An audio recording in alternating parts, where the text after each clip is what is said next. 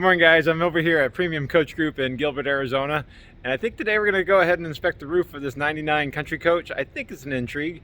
I know we've done a few Country Coaches, but this is probably the oldest one we're going to ever do. And let's see how well it's held up to the years. So 99. That's a while ago. Yeah, sorry about my hair. This is why I don't grow it out. Let's get on the roof. 99 Country Coach was still building them really well, very durable. This one's going to have a gel coat fiberglass, true fiberglass seamless roofs on it. And yeah, I bet it's going to hold up pretty well. I haven't been up there yet. Back here, this one actually does have a rear ladder on it. And a little foothold right there for me. So we'll go ahead and use the ladder.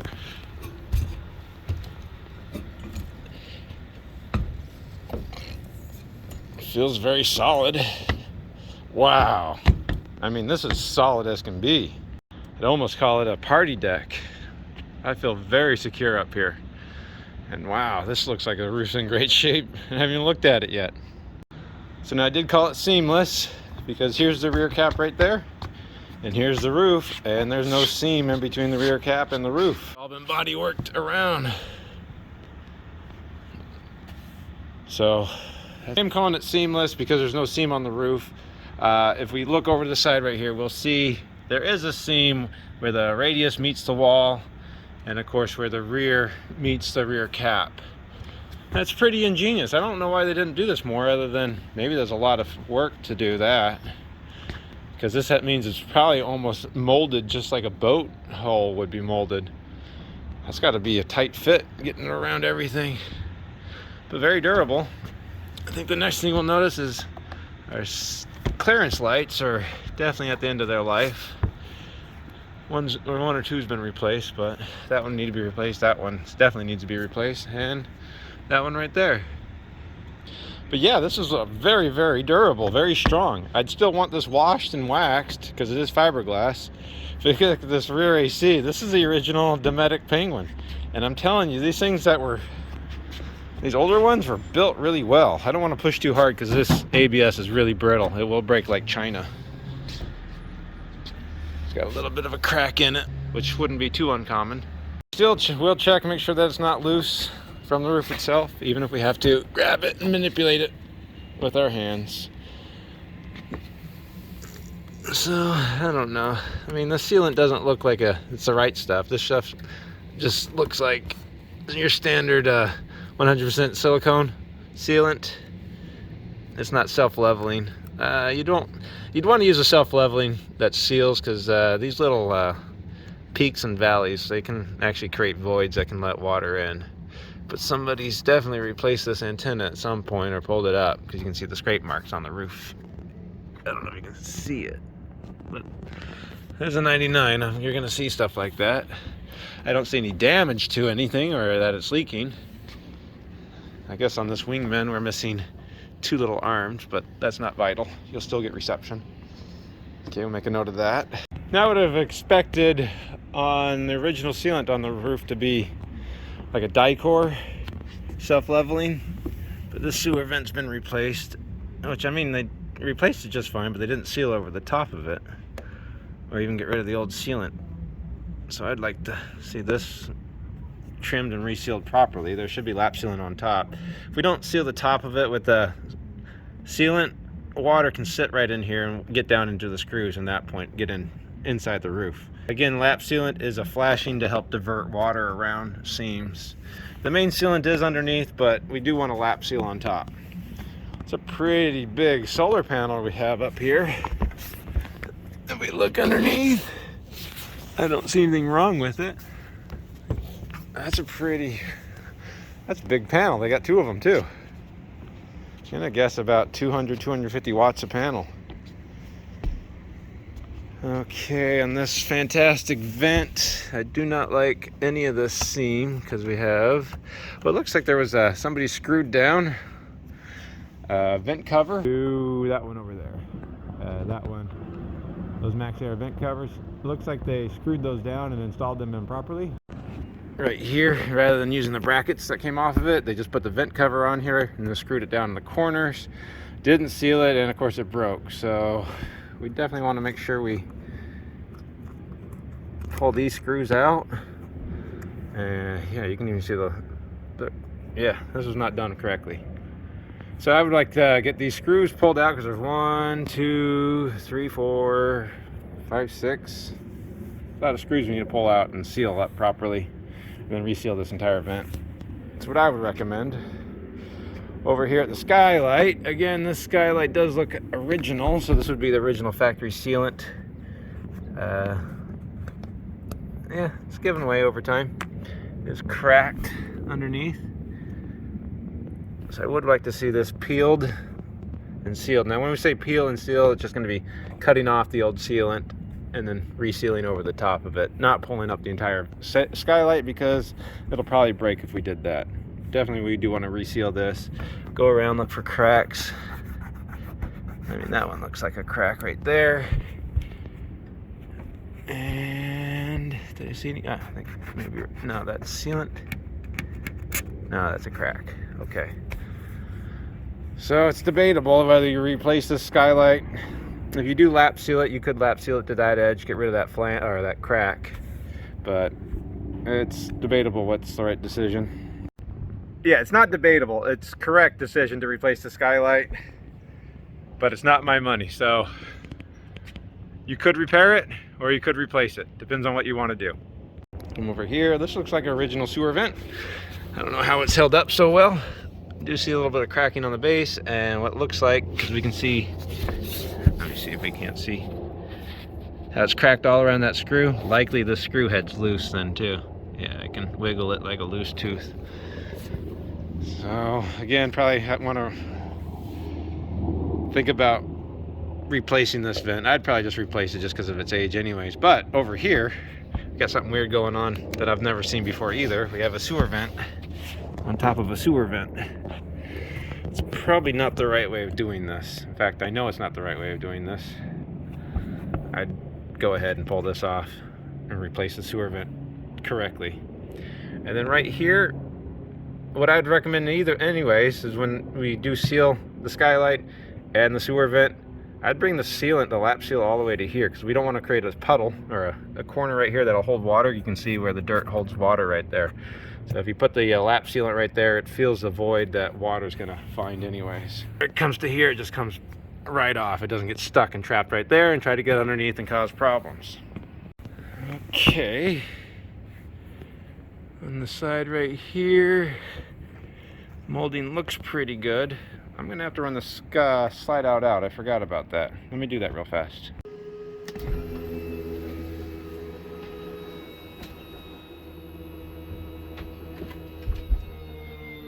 Put the Slideout out, and ooh, look what we can see. That's what I would have seen. Fabric's torn, and the seam has failed. The awning rail looks good. Looks like somebody just replaced that clearance light. So I do recommend a new fabric. Let's go over to the passenger side. We have a window awning and the patio awning. Let's see. The seal looks good.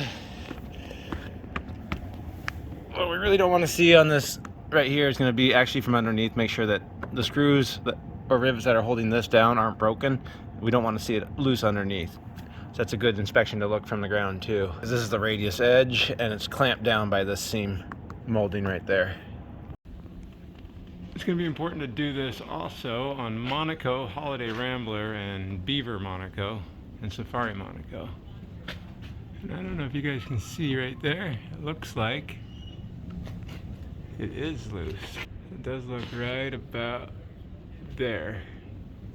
That is loose, so it's a good thing we looked from underneath. That roof edge coming loose is much more common on a Monaco and Monaco products. Like, surprisingly common. So it's a good one to look for. Okay, well, we have the refrigerator vent right here. Extra twig we probably don't need. I can actually hear the refrigerator working. You usually can't see underneath here very well. You guys can probably see better than me. I don't see an issue. Right here will be another fantastic vent that actually had the MaxxAir vent cover on. That would have been right here. That broke off. And this is installed very incorrectly. You don't want to install a MaxxAir vent cover like this. It seems obvious, that's the way you're supposed to do it. But what can happen is once you screw it down like that, especially if you do a perimeter seal all the way around, this is not weatherproof. Water can get in there, debris can get in there, and you trapped water between the vent cover and the roof. It causes nothing but problems. So this is the incorrect way of mounting this. They have little L brackets, those need to be installed. So yeah, this is installed wrong, and it's actually broken right here too. So, oh, now it's really broken. But there's a big crack right there. So definitely pull this whole thing off and seal this up the correct way. All right, back to another solar panel. So I'm gonna guess they have close to, what, 400, 500 watts of solar. That's pretty good. It's a lot of solar up here. And this front AC has been replaced, so this is a new modern Penguin. And I'm gonna guess this one will fail before the back one fails. For whatever reason, the older ones really seem to last a lot longer than the new ones. Okay, so at any rate, that AC is not loose.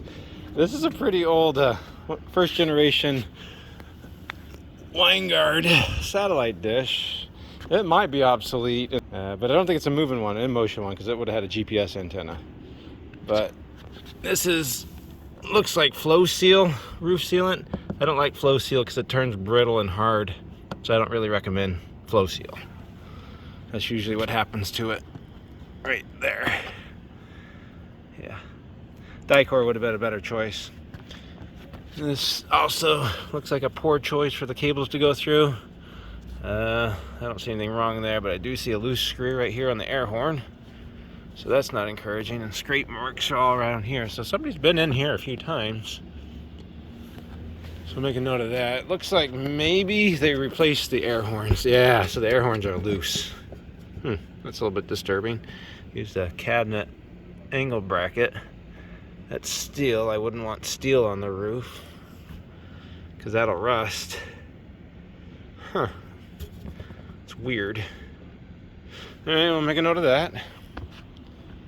Come over here to the other side. So if that one was broken, again, they used silicone. And it didn't flow and cover everything it needed to cover. So that was a poor choice too. But that one's at least not loose. But none of these should be here, so they had some problem with the trumpets. They rebuilt these trumpets. Okay, CB antenna. Looks original, and it looks like it's holding up. So again, what is this? 99, this 2021, we'll call it 2022, so almost 23 years, yeah. It's held up really well. All right, so here's what we wanted to see. So yeah, that seam is loose. Those screws broke, at least one or two of them. So we would want to secure that edge back down too. So on this molding, let's see if we can't pull it back to see. There's the vinyl insert, or that goes over the top of it. And yeah, those screws are just broken. Yeah, they're rusted out. So we would want to secure that edge. Usually I just drill new holes next to it rather than trying to use the existing ones, because there's going to be broken holes or broken screws in the hole there, and you'll go through a lot of drill bits going that way. So I'll just add new holes, pre-drill everything, screw it all down. There's just going to be a cap with silicone sealant, and then you just put the trim back on top. We look over the top. The clearance light is good. That one's been replaced with the wrong style. This one's been replaced with the right style, but they didn't seal that. This one's been replaced with the same style as that one. So we have 3 different light lenses up here. Huh. It's an odd choice. But other than that, again, you can see seamless from the roof to the front cap.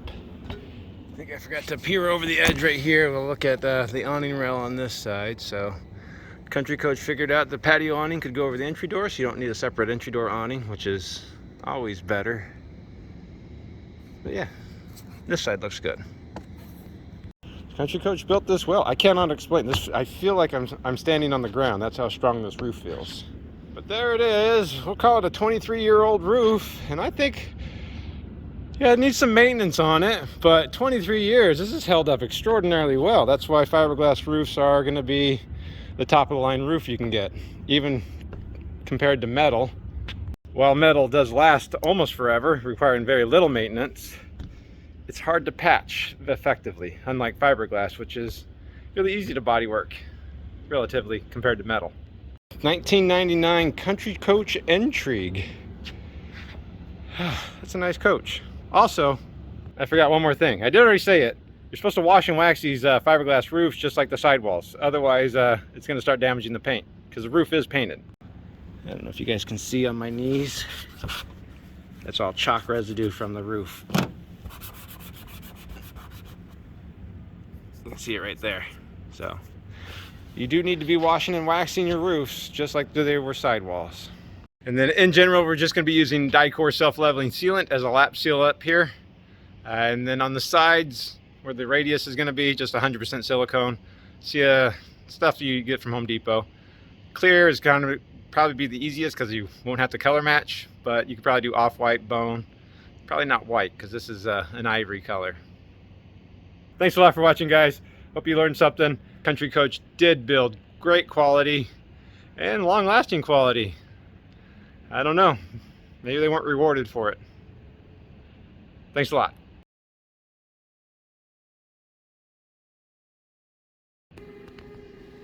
Caution, before moving room, check area around slide-out room for adequate travel clearance.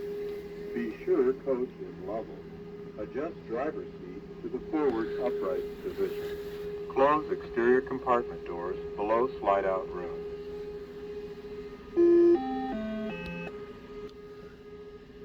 There you go. Got a talking voice tell you how to do everything. You don't even need me. But from underneath, you just go ahead and look from underneath, looking at that molding and making sure you don't see any gaps or it's buckled or obviously loose.